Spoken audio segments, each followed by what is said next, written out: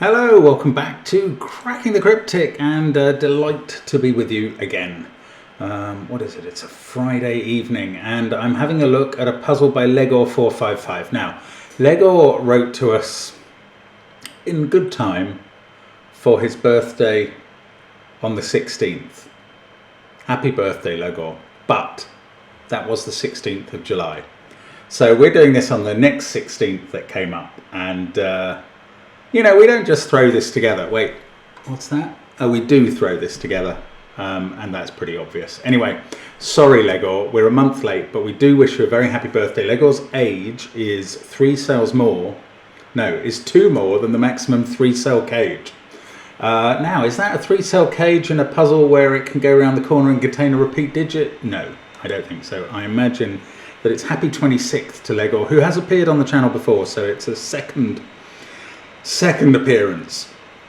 And the puzzle is a killer and little killer with a diagonal. Do give it a try on the link under the video. Now, the big news though at the moment is that our newest app is out on all platforms. So this is Cracking the Cryptic's Approachable Sudoku. If you have either iOS or Android, which means Google Play or Apple, go to your CTC app or download the CTC app if you haven't already. That is free to download. Then you can pay a very small amount to get CTC's Approachable Sudoku. So it's going to build up to 60 puzzles in total.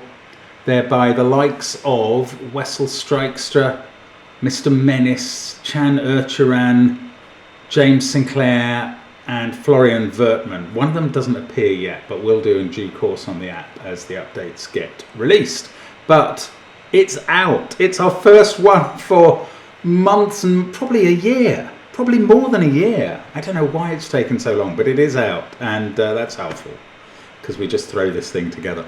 But we're very pleased with it, and it's really approachable puzzles. So generally only one rule in addition to normal Sudoku rules, and a standard that none of them are totally trivial, but none of them will take you too long if you plug away.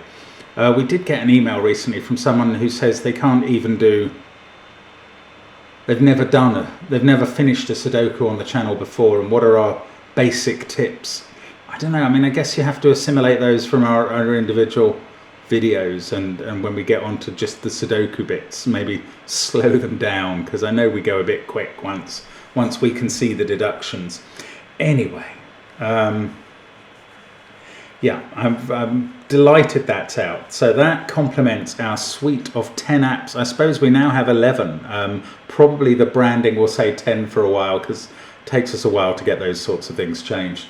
And we just throw this thing together.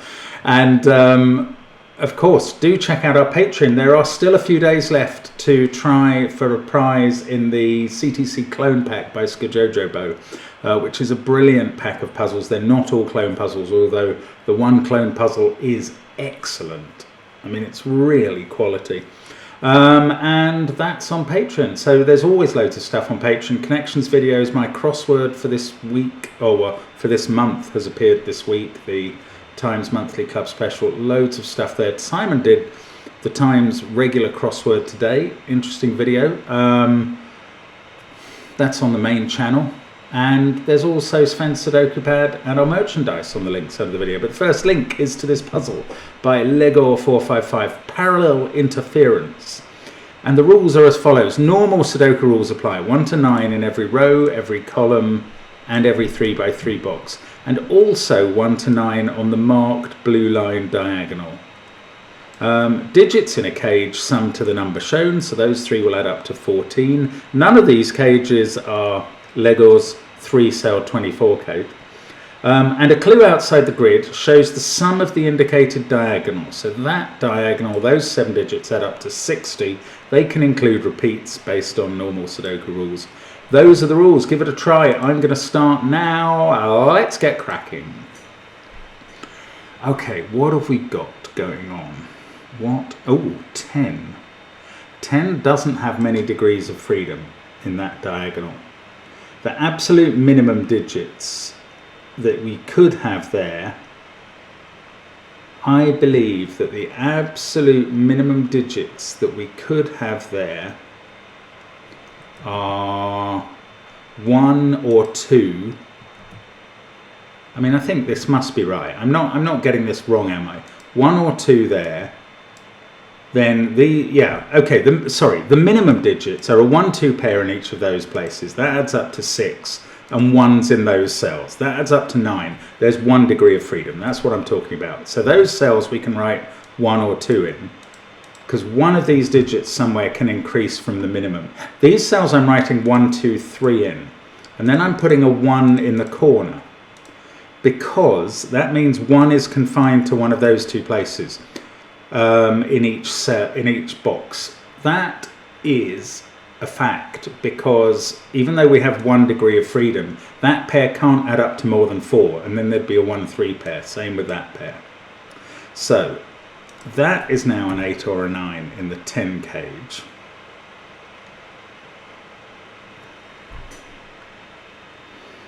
And it was a start. It didn't really do a ton of other stuff, but it was a start.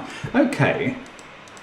There, I think, I'm going to claim there are 2 degrees of freedom on this diagonal. The absolute maximum is 9 there, 9 there, and a 9-8 pair here. That would add up to 35. 35 minus 3 is 2, hence the 2 degrees of freedom. So each of these lonesome cells can be 2 off their max. And these ones, the max is 9-8. It could be a 9-6 pair. That's quite a big digit to go in a 3-cell 12 cage. If that was a 9, we'd immediately get a 2-1 pair there. That would be 3, and that would take away the degree of freedom on the 10 diagonal entirely.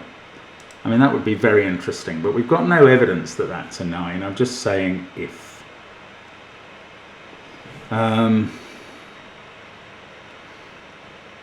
I'd better think about the 60. It seems a huge number. 9, 8, 9, 8 would be 34, plus 9, 9, and 9 is 61.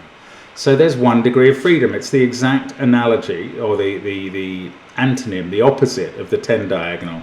So I'm first of all going to write 9, 8 in each cell, and 9, 8, 7 in those, and they must include 9s for their box. And then the 13 is probably what's the word I'm looking for? Anathema, the opposite in some way of the 33 diagonal, although actually they don't add up to a number I would expect. No, it's not at all. If you had 1 and 1 there, you could have 11 there. No, the 13 diagonal is very different. Oh, here's a 7, 8, 9 triple. Oh, that's powerful. Right, that's very powerful, because one of those digits is therefore a 7, and whichever one it is taking away all the degrees of freedom on its diagonal. If that's a 7, that has to be a 9-8 pair with a 9 there. If that's a 7, this becomes a 9, all of these become 9s. Now, how do I use that discovery, which is clearly very big, clearly important? Oh, I've only just seen, I've also got an 8-9 pair in the central box, and that is 4 or 3.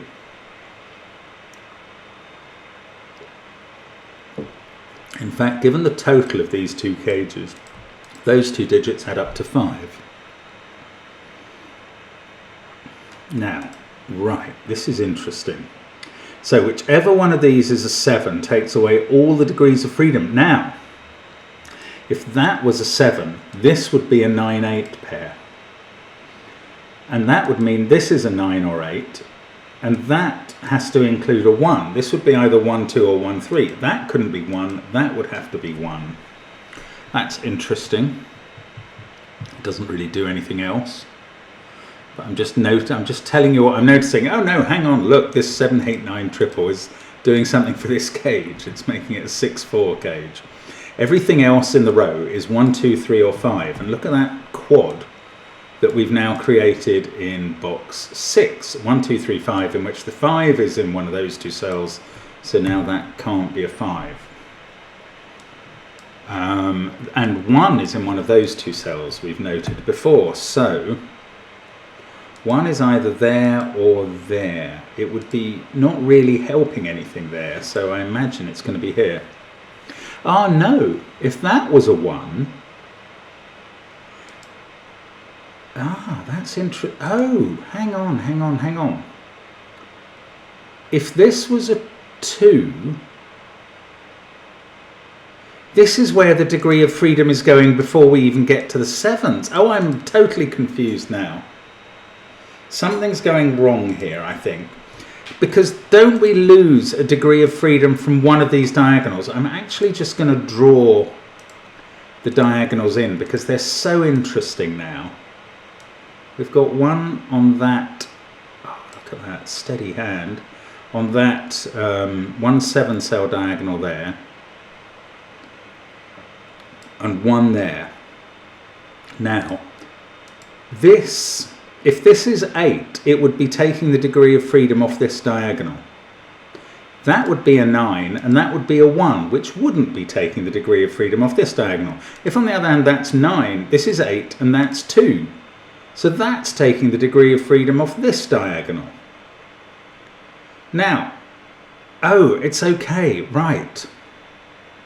So one of those is sorting out one of these orange diagonals. Yes, the 7s were not looking at the same two diagonals. They were looking at the first orange diagonal and this purple one. And the 7s were going to take the degrees of freedom, either 1 in the case of the orange one or 2 in the case of the purple one, away from those. Now, what does that mean? Ah! No.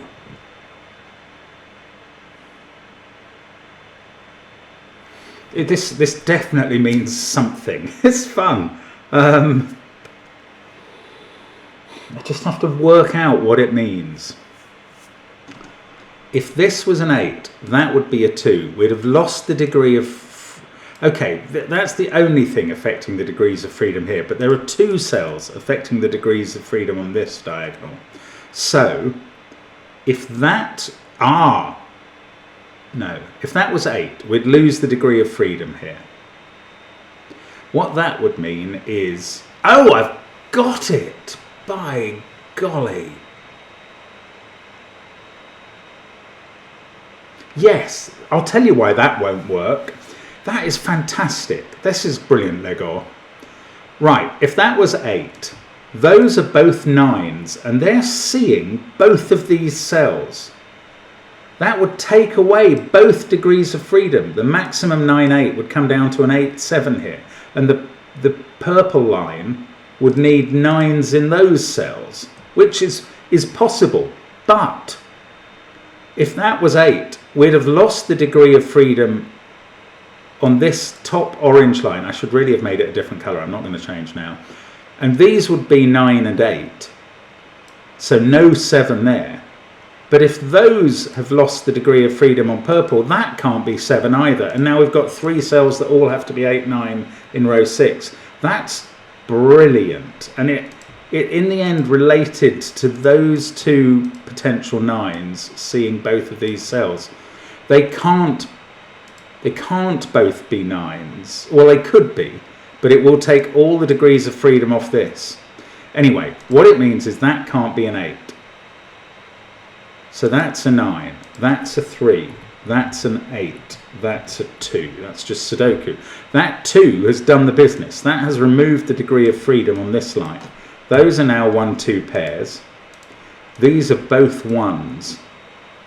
What's going to happen to 1 in box? Nothing interesting in box 1. Oh, in this box though, it's now in one of those 2 cells. Now, what else have we learned? This can't be 8, that can't be 8. And we've still got the case. I suppose we haven't lost the degree of freedom off this line. But we have off this line. That is done. I'm going to actually remove that line because we know how it works. There we go. So we've just got the orange, which still has 1 degree of freedom that we have yet left to resolve, and the purple, which has 2 degrees of freedom.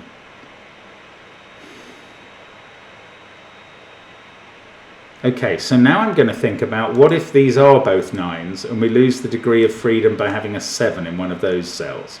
If these are both 9s, these aren't. That has to be an 8-7 pair. And then these are both 9s. So we'd have 9s in these positions. And look, in box 9, that would be a 9. And that is impossible because box 12 couldn't possibly add up to the right number. So those are not both 9s. Instead, that's an 8-9 pair, and that's where the degree of freedom is getting lost. So we can remove 7s from all of those cells and the corner marks, and this has become a definite 9 now, and that's an 8. And this has made this a 7. That takes all the degrees of freedom on this purple line, puts a 9 there and a 9-8 pair in these cells.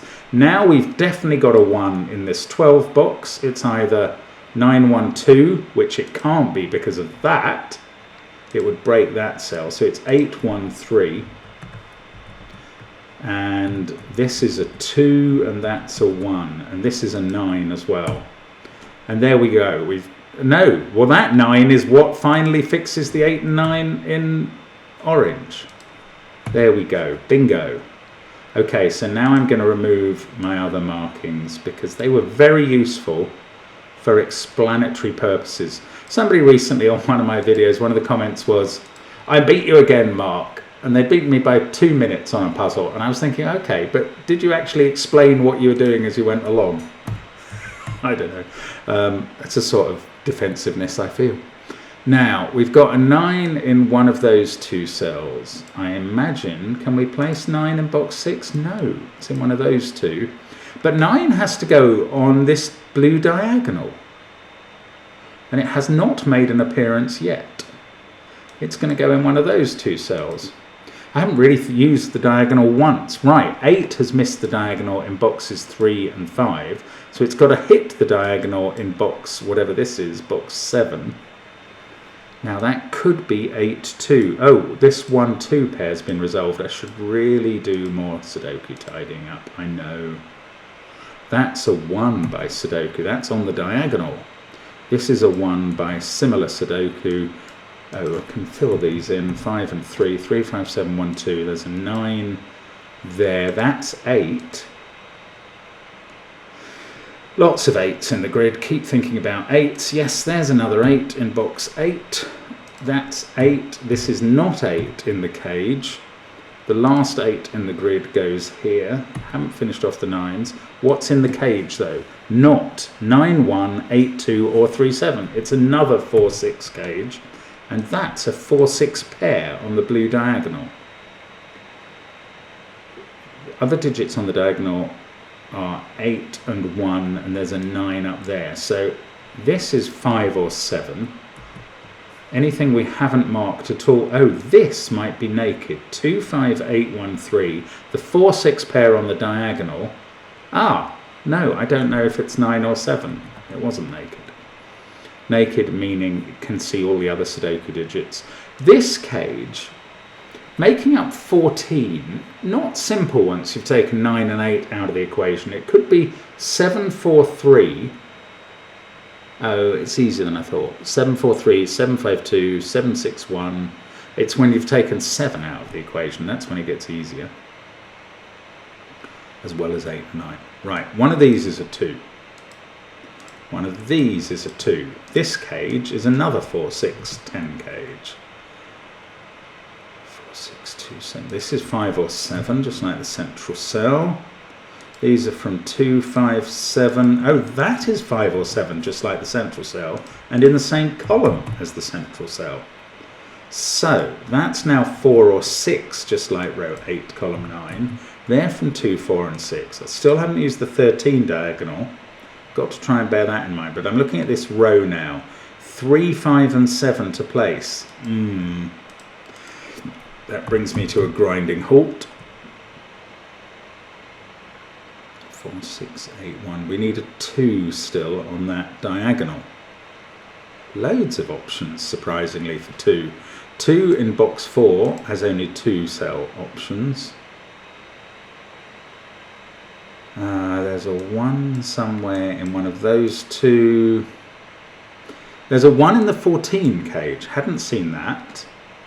Oh, well, that's good. Now it's a 1, 6, 7 cage, given the maxima that have gone. Right, and that fixes this 4, 6, 10 cage. And that fixes this one. What a lovely puzzle. This is so good. That's a naked 5 because it sees 3 and 2 in the row. These are a 2, 3 pair. Now, we've got a 5, 6, 7 triple across the middle. 8, 1. This is a 2, 3 pair on the left. I'm removing the corner mark. And here, where we have a 4, 9 pair, and we can fill in the last cell in the box, it's a 6. Now, on the diagonal, 6, 8, 4, 1. I keep expecting that to do a bit more work than it wants to do. Lazy diagonal. 1, 6, 7, 8. Okay, that can't be a 1. 1, 6, 7, 8, 9 in one of those. Okay, I don't know. That's a 4, 7 pair. And 7. No, I was going to produce an X-wing that isn't actually of any value. Oh, the 13 diagonal. Yes, yes, yes, yesity, yes. Right, that digit can't be a 1.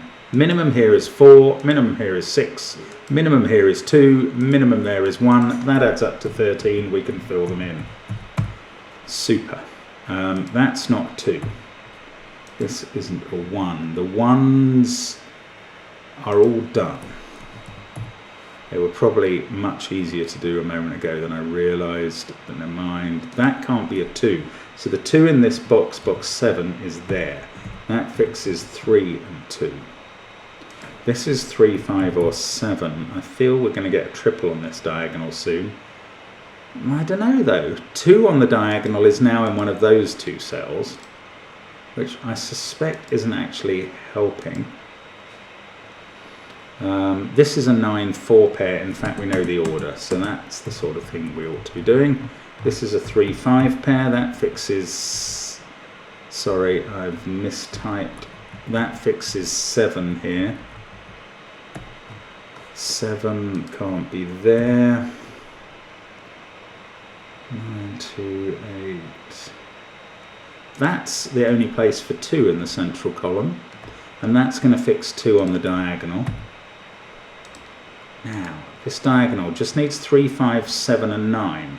This one sees 7 and 9, so that's 3 or 5. So is that. So we can fill in the other cells on the diagonal, if I'm in the right mode. 7 there, 9 there. I've also got 3, 5 pair in the top row, so those other cells are 4 and 6. And that gives me a 4, 6 pair in box thingy what's it, which leaves 3, 5 and 7 to place. That has become a 4 since we got the 9. That fixes the 6, 4 pair. Now that fixes 4 down here, 5 at the bottom of the column. That's a 6. The 5 at the bottom of the column fixed the 3, 5 in row 8. And the diagonal is finished by a 5 there. That gives us, that's 3 in the corner. That's 3 in the northwest, losing its religion. That's a 7, that's a 7, this is 3, that's 5, this is 6, that's 5, this is 6, 7, 5, 7, 2, I've somehow missed or undone a 7 in box 4, 3 and 4 to finish off. What a lovely puzzle.